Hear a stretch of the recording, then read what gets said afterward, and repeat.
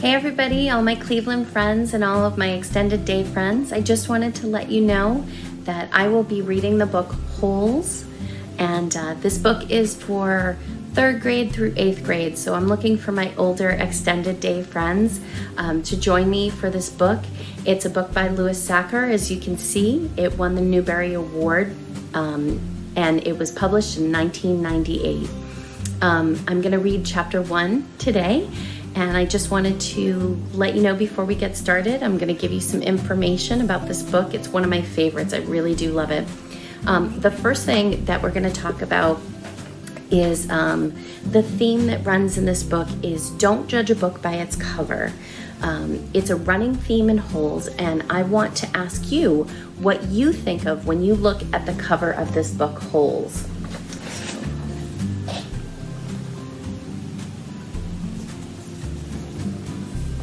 What do you think this is going to be about? What do you think the story will be like? Okay.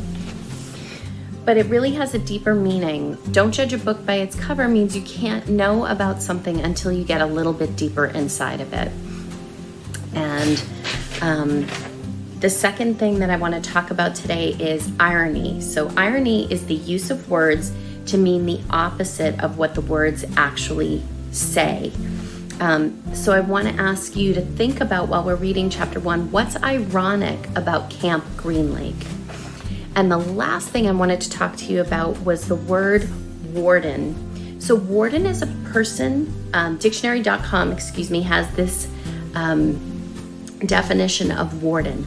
It's a noun. It's a person charged with the care or custody of persons, animals, or things, a keeper. The second definition is the chief administrative officer in charge. So let's get started and let's read chapter 1. Chapter 1 of Holes. Part 1. You are entering Camp Green Lake. Chapter 1. There is no lake at Camp Green Lake. There once was a very large lake here, the largest lake in Texas. That was over 100 years ago. Now it is just a dry, flat wasteland.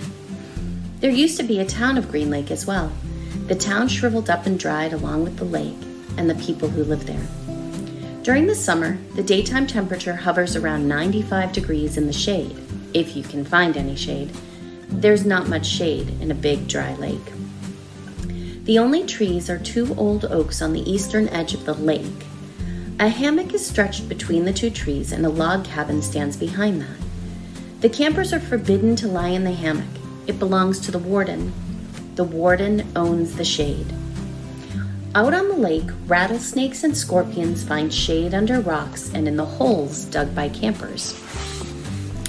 Here's a good rule to remember about rattlesnakes and scorpions. If you don't bother them, they won't bother you, usually. Being bitten by a scorpion or even a rattlesnake is not the worst thing that can happen to you. You won't die, usually. Sometimes a camper will try to be bitten by a scorpion or even a rattlesnake. Then he will get to spend a day or 2 recovering in his tent instead of having to dig a hole out on the lake. But you don't want to be bitten by a yellow-spotted lizard. That's the worst thing that can happen to you. You will die a slow and painful death. Always. If you get bitten by a yellow-spotted lizard, you might as well go into the shade of the oak tree and lie in the hammock. There's nothing anyone can do to you anymore.